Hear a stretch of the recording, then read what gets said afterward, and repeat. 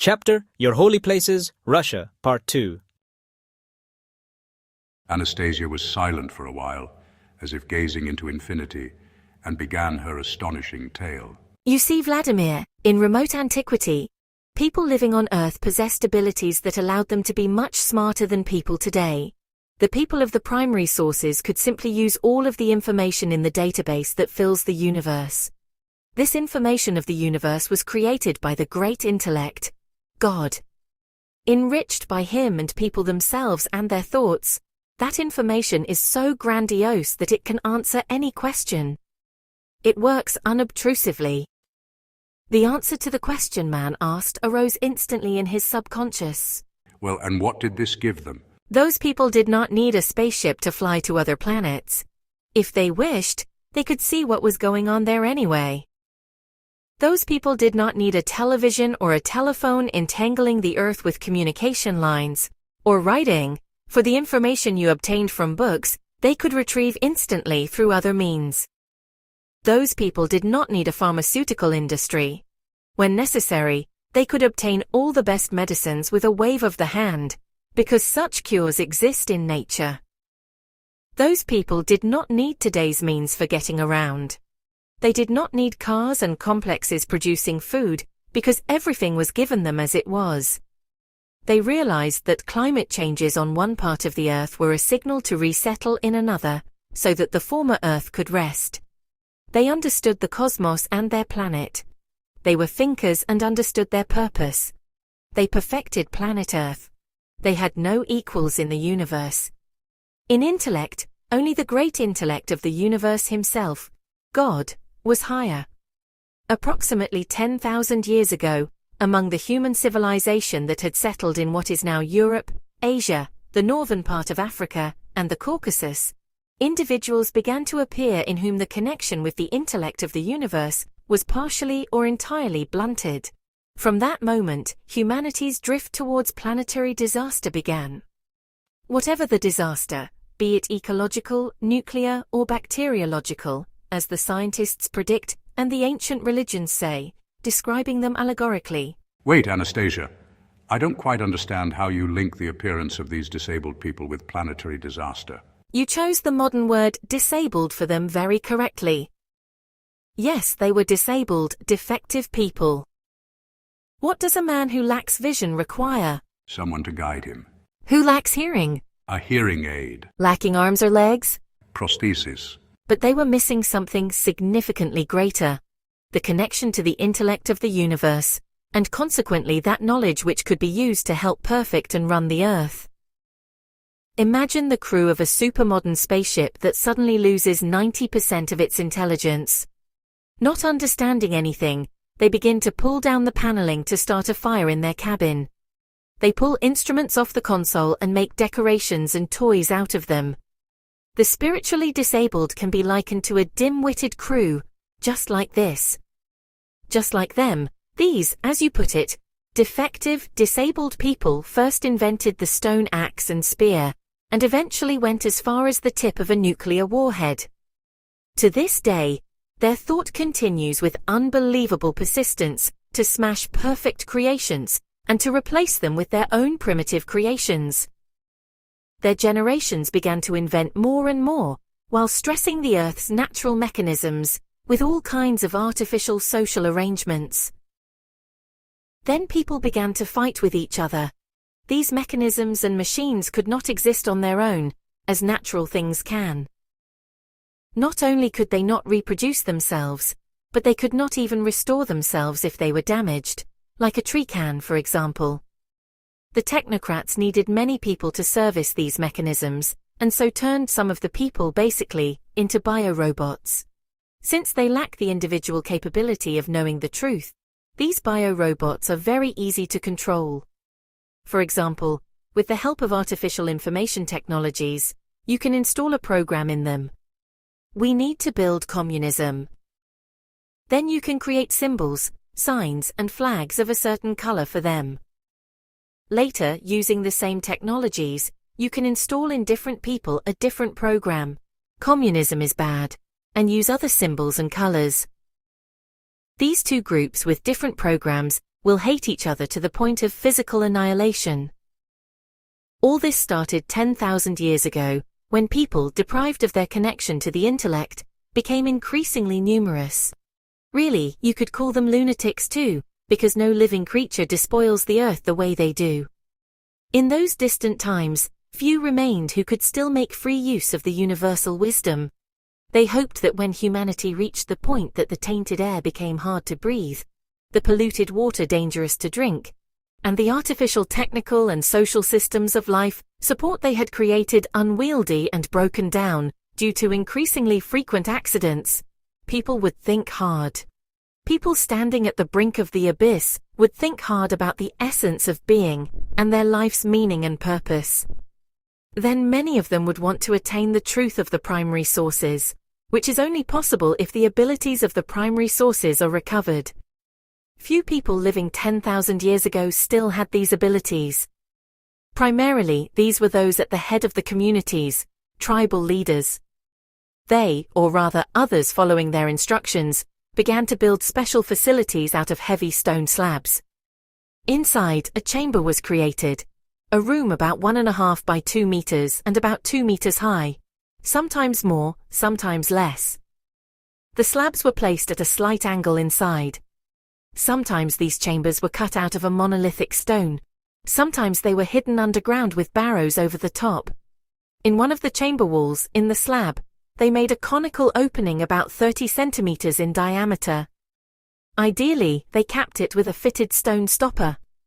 People who had not lost the ability to use the wisdom of the universe went into them, these burial chambers. Those who were still alive, and those who were born even thousands of years later, could go into them and get an answer to whatever question concerned them. For this, they had to sit by the chamber and meditate. Sometimes the answer came right away, sometimes later, but it always came, because these facilities and those who had gone into them for eternity served as an information receiver. It was easy to connect through them to the intellect of the universe. These stone facilities are the prototype of the Egyptian pyramids. The pyramids are weaker receivers even though much larger, but their essence, their purpose, is the same. The pharaohs buried in Egypt's pyramids were also thinkers, and they had partially retained the capability of the primary sources. But in order to get an answer to a given question with the pyramid's help, people had to come to the pyramid, not one by one, but in large numbers all at once. They stood along each of the 4 sides, and aimed the gaze of their eyes and the gaze of their thoughts towards the pyramid's top, as if sliding up its slanted sides.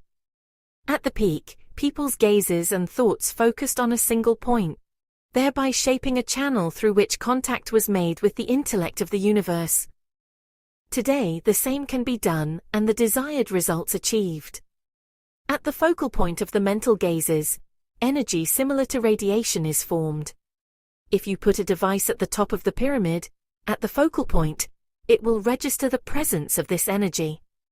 Unusual sensations will appear among the people standing below as well.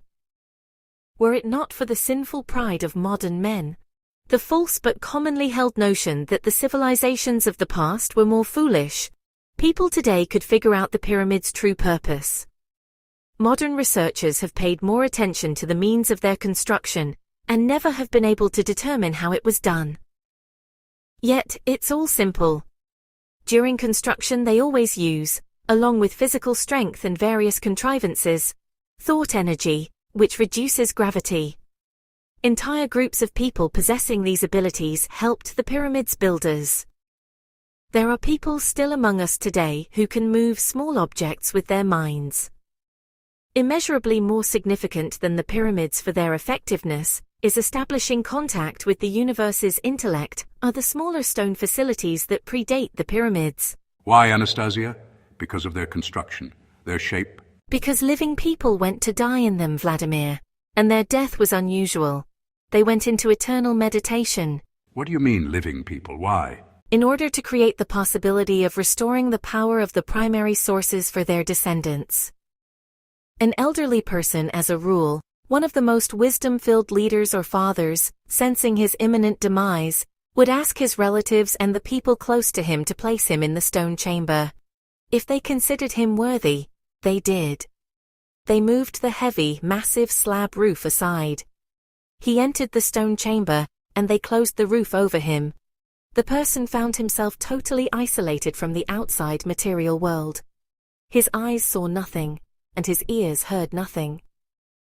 This complete isolation, this impossibility of letting even his thoughts return, but also not yet crossing over into another world.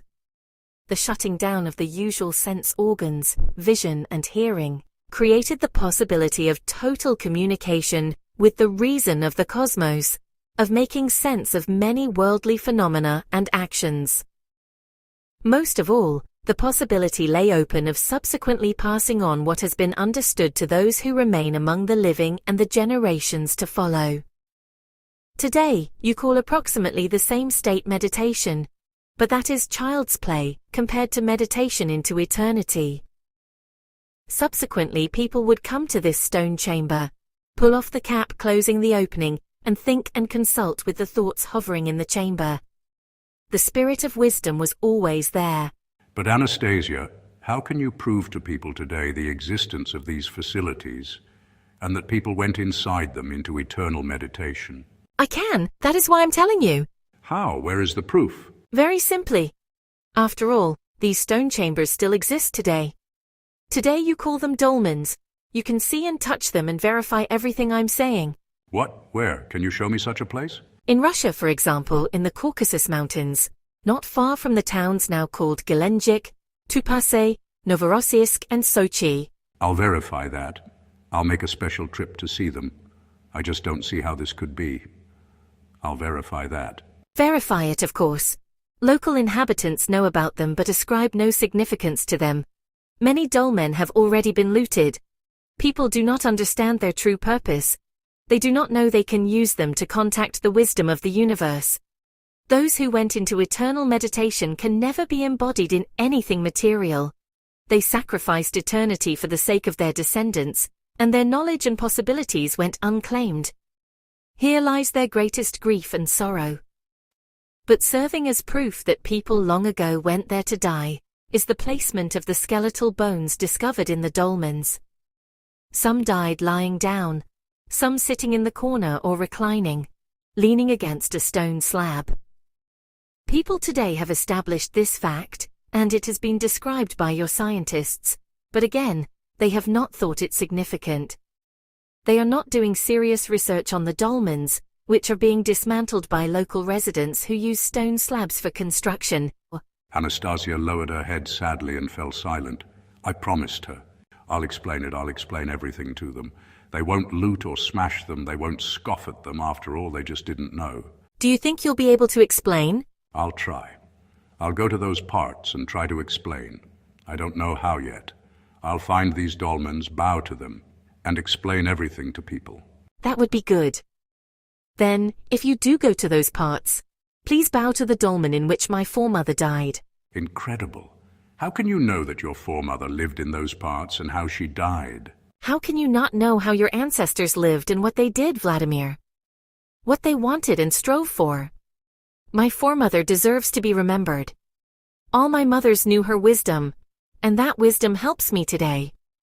My foremother was the woman who knew perfectly how, when nursing a baby, to give it the ability to use the intellect of the universe.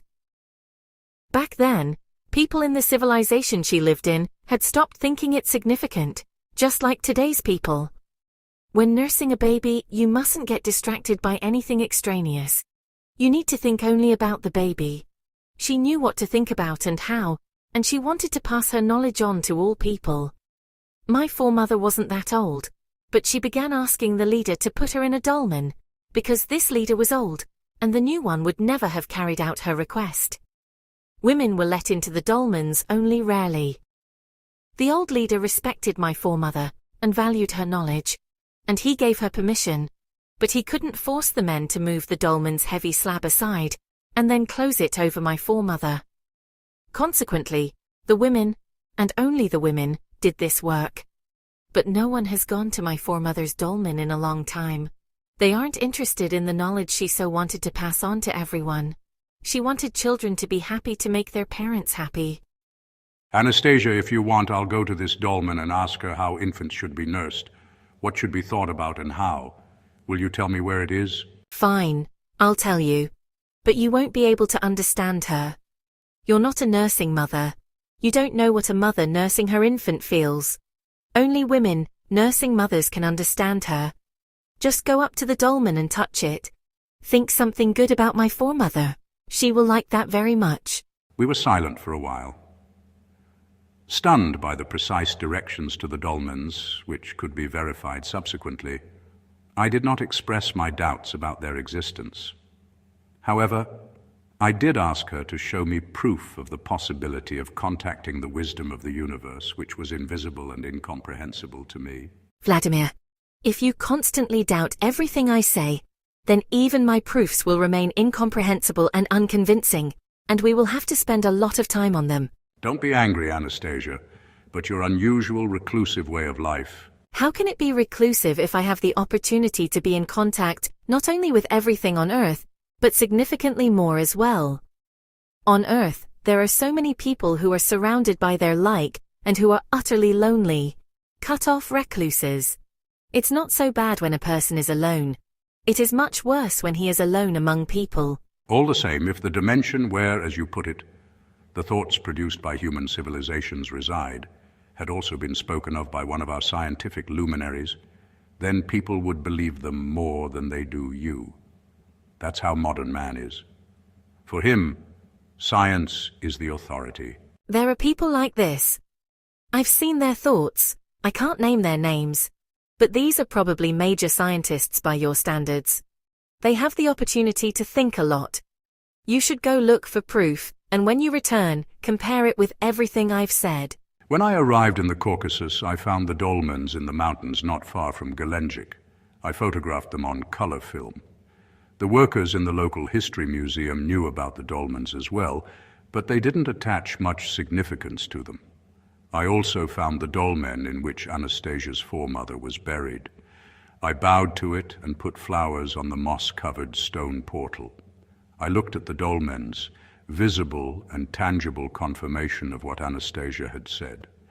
By that time, I had reread the Bible and 3 Kings, about King Solomon and his attitude toward the cedar. No scientist myself, I had no plans to sift through the many scientific works to confirm what Anastasia had said. But incredibly, this young hermit from the deep Siberian taiga had confirmed it remotely, but in the language of modern science. People themselves brought and sent me scientific works that spoke about the existence of the intellect of the universe. In the beginning, I quoted statements by Professor V. Kaznachev, a member of the Russian Academy of Medical Sciences and director of the Institute for Clinical and Experimental Medicine, and Professor A. Akimov of the Russian Academy of Natural Sciences International Institute of Theoretical and Applied Physics, published in Miracles and Adventures in May 1996. I wrote this chapter about the holy places of Gelendzhik. A worker at the Druzhba Sanatorium typed it up on the computer, and the manuscript was read by sanatorium employees even before publications. And you know what happened. On November 26, 1996, at 10:30 Moscow time, an event occurred that outwardly seemed anything but sensational or unusual. Nonetheless, I am convinced that it was an event of planetary importance.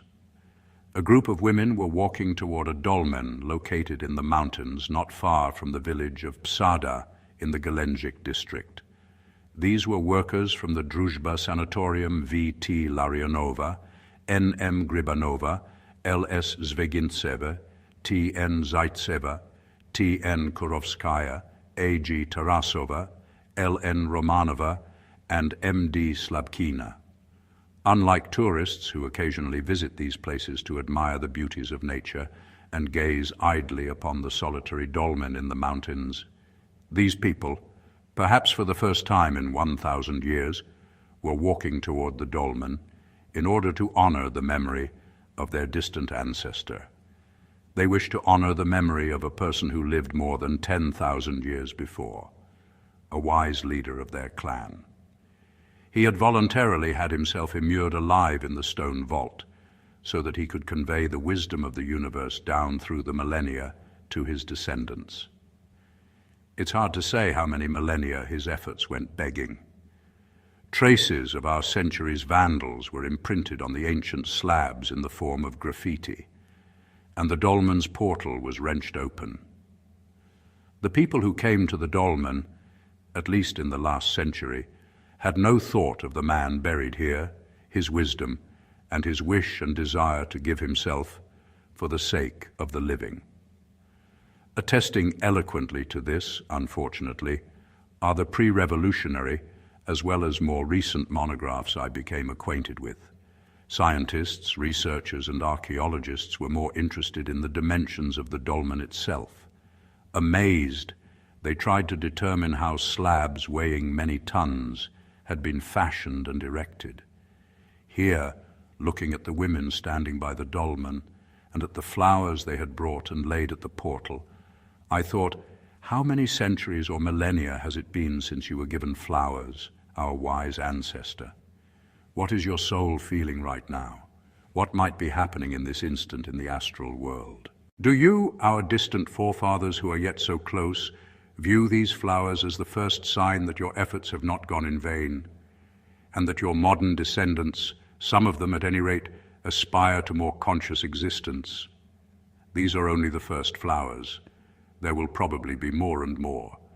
But these are the first, the most eagerly awaited, and you will help those living now to attain the wisdom of the universe, the comprehension of being. You are our distant forefathers. Taking part in this trip to the dolmen was E.I. Pokrovsky, the medical doctor for the Gelendzhik Sanitary and Epidemiological Service, SES. He had been invited by tour guide and local historian V.T. Larionova for the purpose of measuring the dolmen's background radiation. She told me that once, during an excursion to the dolmen, one of the tourists had a Geiger counter with him, and the instrument was set off, showing a high level of radiation. This tourist then called V.T. Larionova aside so as not to alarm other tourists, showed her the instrument, and informed her of the presence of radiation near the dolmen. The local SES worker had a fairly precise instrument in a special case. He started producing readings of the Earth's background radiation before the approach to the dolmen, and continued doing this as we got closer, finally at the dolmen itself and even inside it. While the group of women was listening to V.T. Larionova, I became increasingly agitated at the thought that right now, this SES worker making the measurement recordings would announce them for all to hear, and this would be not a tourist remark, but an official conclusion. People might stop coming to the dolmen altogether when they learn about its elevated radiation. Anastasia told me that this energy, similar to radiation, can appear and disappear. It is manageable and has a beneficial effect on man. But what do the statements of an admittedly not very ordinary woman mean to us, modern people, compared to the assertion of modern science and the cut-and-dried reading by a modern instrument, especially regarding radiation, which modern men so fear? Oh my God, I thought. Poor Anastasia. She so wanted people to treat these ancient, unusual burial sites of our forefathers differently, with care. Now, after the announcement of an official conclusion, at best, no one would come near them, and at worst, they might be destroyed altogether. They wouldn't even be used for construction as before. But if there really is this intellect of the universe, if Anastasia really does have no trouble making use of it, then let them come up with something. E.I. Pokrovsky walked up to the group of Druzhba workers standing by the dolmen and read out the instrument's findings. They were incredible. Astonishment, then joy, gripped me. According to the readings, the background radiation of the Earth and the environment, at least as we got closer to the dolmen, had actually decreased. This was incredible as well, because the group of people, while approaching the dolmen, had gone through areas with higher background. Their clothing, and they themselves standing by the dolmen, should have carried along the radiation on their clothing and shoes. Despite this, the device had shown a reduction in background radiation. It was as if some invisible someone had said, "Don't be afraid of us, people. We are your distant parents. We wish you good. Take our knowledge, children." Suddenly I realized, Anastasia! It was thanks to her, after all, that this event had occurred. It was she, thousands of kilometers from this dolmen, who had drawn an invisible line through the millennia, uniting those living today with the most ancient civilization. She had made a breakthrough in the awareness of the aspiration for good. Perhaps this has affected only a small number of people for now, but this is just the beginning, and it is absolutely real. For before me is a real dolmen, and the women and the flowers they brought are real and tangible. The scientific literature says that dolmens are encountered near Tuapse, Sochi, and Novorossiysk, and in England, Turkey, North Africa, and India. This confirms the existence of a very ancient civilization with a unified culture, and the possibility of its branches communicating with each other, despite great distances. Undoubtedly, as Anastasia's information spreads to other dolmens as well, if they have been preserved, the attitude toward them will change. The reaction of the people of Gelendzhik serves as proof of this.